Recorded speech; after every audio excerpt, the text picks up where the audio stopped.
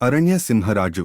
ఒకప్పుడు ఘనంగా ఉన్న అరణ్యంలో అందరి రాజుగా ఒక శక్తివంతమైన సింహం నివసించేది.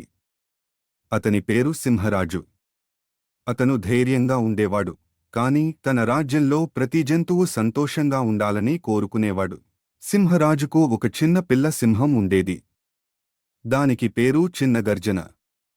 చిన్న గర్జన చాలా చంచలంగా ఉండేది, కాని తండ్రిని ఎంతో గౌరవించేది. అప్పటినుండి చిన్న గర్జన కూడా తండ్రిలా ధైర్యంగా ఉండాలని నిర్ణయించుకుంది. అరణ్యంలో శాంతి, స్నేహం, ప్రేమ నిండిపోయింది. నీతి, శక్తి అంటే కేవలం శరీర బలం కాదు, ఇతరులను కాపాడాలనే మంచి హృదయం కూడా కావాలి. ఒకరోజు అరణ్యంలో భయం వ్యాపించింది. ఒక దుర్మార్గమైన తోడేలు జంతువులను తరిమేస్తూ భయపెడుతూ ఉండేది. జంతువులు సింహరాజును సహాయం కోసం అడిగారు. మొదట అతడు కోపంగా ఉండాడు, కాని తరువాత తన ధైర్యాన్ని చూపించి తోడేలును ఎదుర్కొన్నాడు. సింహరాజు తన గర్జనతో తోడేలను తరిమేశాడు.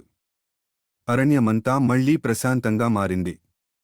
జంతువులు ఆనందంగా కలిసి నృత్యం చేసి సింహరాజుకు కృతజ్ఞతలు తెలియజేశారు.